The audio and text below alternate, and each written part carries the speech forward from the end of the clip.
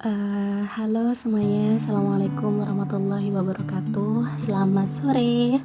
Aku sih recordnya ini sore ya. Ya pokoknya selamat sore buat semuanya.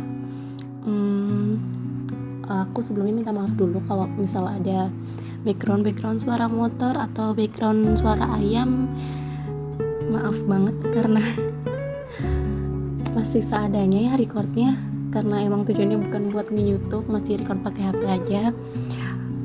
Dan aku nyampein begini, aku bikin konten juga buat seneng-seneng, buat menyalurkan hobi lah istilahnya, menyalurkan hobi berkreasi soal visual maupun pendengaran ataupun segala macamnya gitu. Nah, aku pengen buat ini sih sebenarnya tuh tujuannya, pengen buat sebuah podcast, cuman ilmuku tuh belum cukup banget buat bikin podcast, buat bikin materi. Masih butuh banyak sekali ilmu yang harus aku dapatkan, harus aku pelajari, terutama sih soal entah itu soal kimia, entah itu soal agama. Masih banyak harus belajar banget aku nih. Makanya mungkin buat sesi podcast ini bakal lebih sering ke peninjauan buku kali ya, studi literatur kalau bahasa saintifiknya. Studi literatur coba ya, pokoknya itu lebih sering ke peninjauan buku. Aku habis baca buku apa gitu, mungkin lebih ke situ. Terutama untuk yang akhir-akhir ini sih, tahun 2020 ini aku lagi sering banget baca buku tentang hijrah ya, tentang iman gitulah, di charge iman gitu. Ya, insya Allah semoga dari kalian mendengarkan podcast ini juga recharge iman juga merasa kembali lagi ke Allah gitu loh. Insya Allah semoga sih seperti itu ya. Mungkin dari yang ini, buat video kali ini yang pertama tuh aku sempat di awal tahun baca sebuah buku, judulnya Wanita yang Merindukan Surga, karya Mbak Esti Diah Imaniar. Ini buku yang sangat-sangat menarik.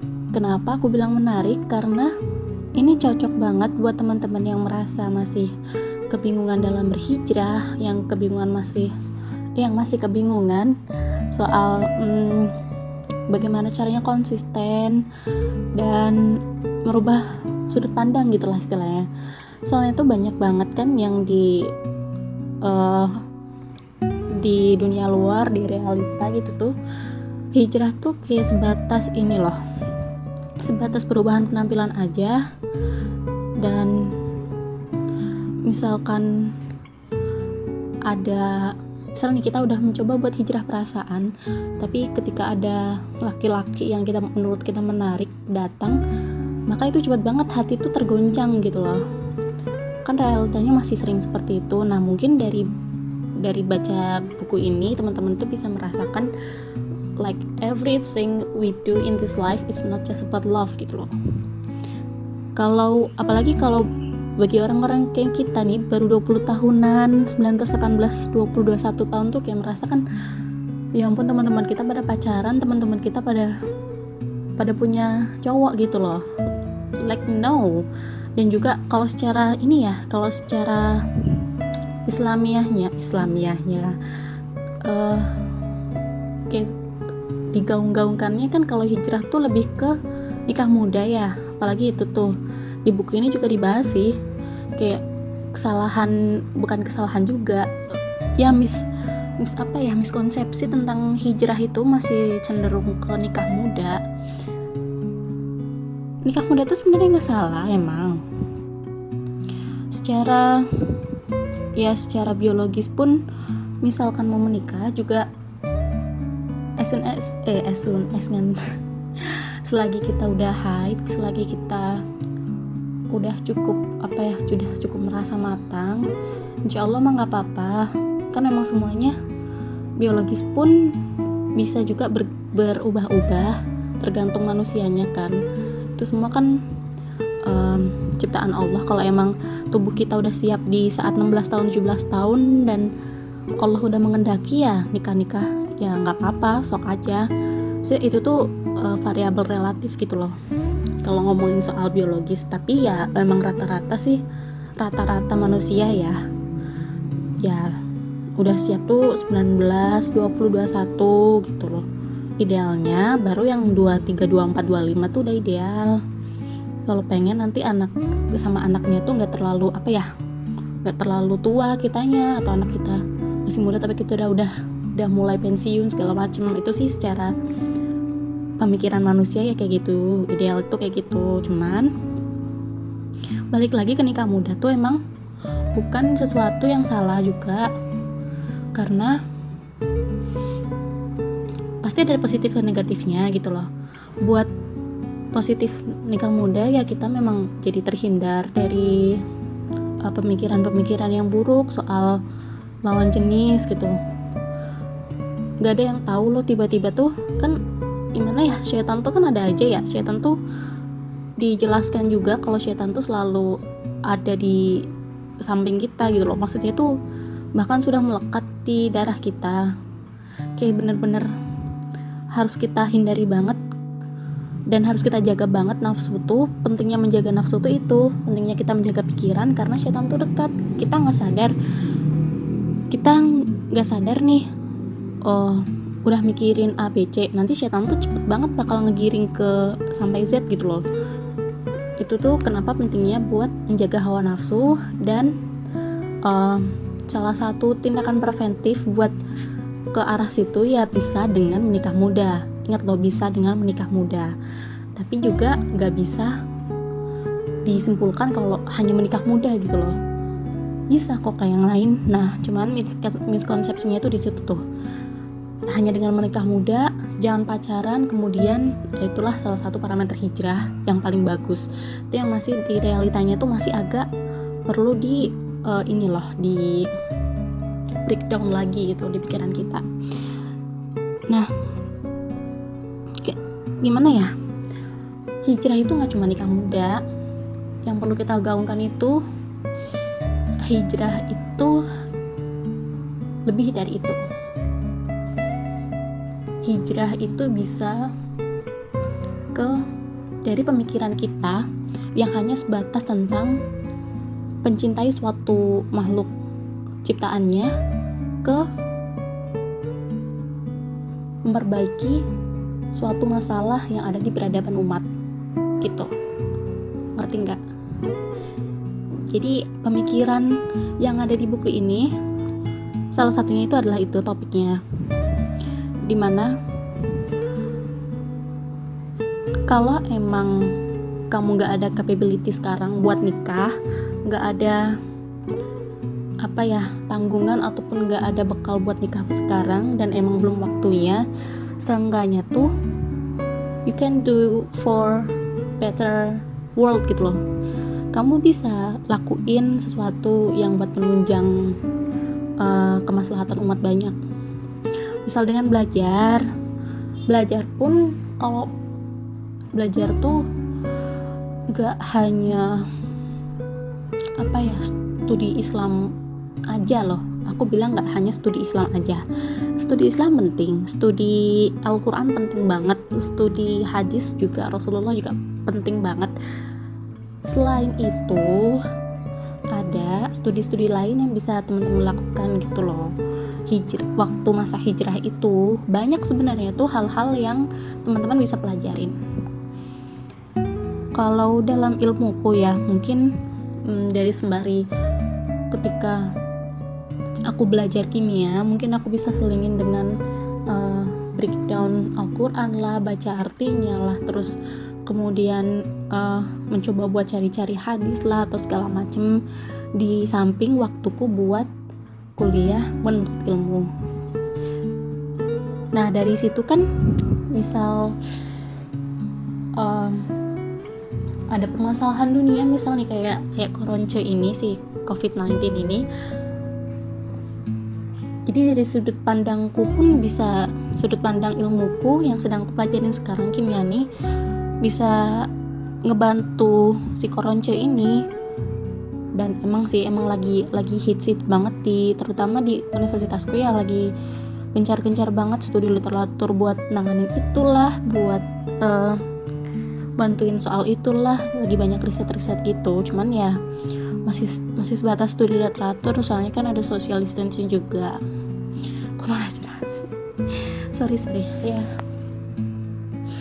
Hijrah tuh gak melulu soal perasaan ya. Hijrah perasaan juga penting, tapi hijrah gak selalu tentang perasaan. Hijrah bisa dimulai dari mana aja. Dan yang perlu teman-teman ketahui, ketika teman-teman ingin lebih semangat dalam mengerjakan hijrah, itu dengan cara menekan nafsu.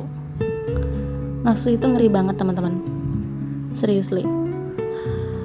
Nafsu itu benar-benar harus ditekan. Misal nih, nafsu buat buka Instagram, padahal saat itu waktu teman-teman bisa dibuat pakai belajar lah, atau baca-baca ya buku yang lebih bermanfaat gitu loh. Itu tuh salah satu bentuk nafsu. Atau misal kalian masih ada hutang puasa, terus agak mager-mager gitu, itu tuh nafsu. Yang mager-mager tuh nafsu sebenarnya. Teman-teman bisa tekan itu, lalu mencoba buat bangun sahur. Atau sekecil teman-teman mager buat sholat tepat waktu dah. Sholat itu lebih baik dilaksanakan pada waktunya kalau teman-teman benar-benar gak ada apa-apa gitu loh. Misalnya nih, ketika meeting, ya mungkin pendapat ulama beda-beda ya. Ketika meeting terus teman-teman tuh ada adzan sholat, ada yang mengharuskan langsung sholat, emang ada. Tapi kalau memang dalam meeting itu benar-benar niat meeting itu buat Allah, niat meeting itu buat salah satu, kan kita melakukan meeting atau rapat atau belajar segala macam, kan itu salah satu juga ini ya, mencari ridhonya, mencari ilmunya dari Allah kan.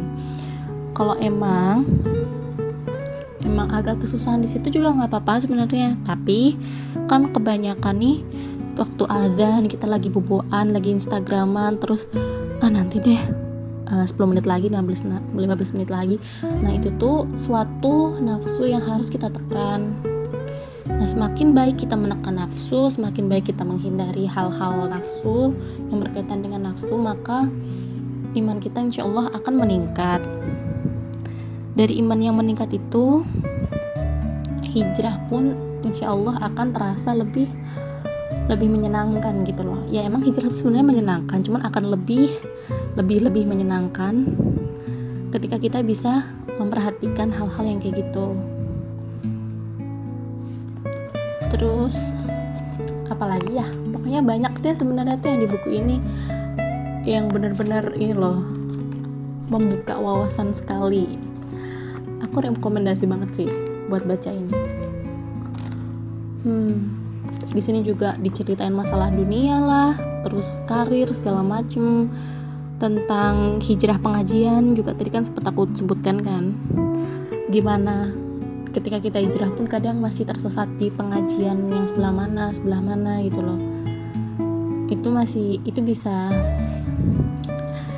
bisa dikulik juga di sini. Atau mungkin kalau teman-teman pengen aku bahas soal hijrah pengajian itu bisa, atau hijrah-hijrah yang lain atau buku-buku yang lain, bisa kasih tahu aja di komen. Kayak YouTuber aja deh ya, pokoknya tuh gitu dah. Sumpah bagus banget ya. Segitu dulu kali ya. Sebenarnya abis ini tuh ada konten lagi. Aku mau nge-breakdown buku yang mirip temanya, cuman lebih dalam karena bakal banyak bacaan ayat-ayat Al-Quran, hadis-hadis juga. Cuman belum selesai aku baca karena masih sibuk banget sama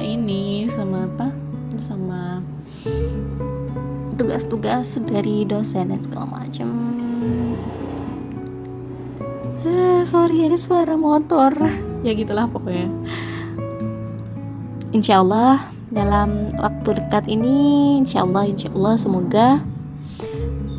semoga minggu depan kali ya, atau 3 hari 4 hari ke depan aku rekamin lagi videonya, aku breakdown lagi tuh buku, karena bukunya juga gak kalah seru, gak kalah menarik, dan banyak hal-hal yang bisa kita pelajari dari buku yang akan datang.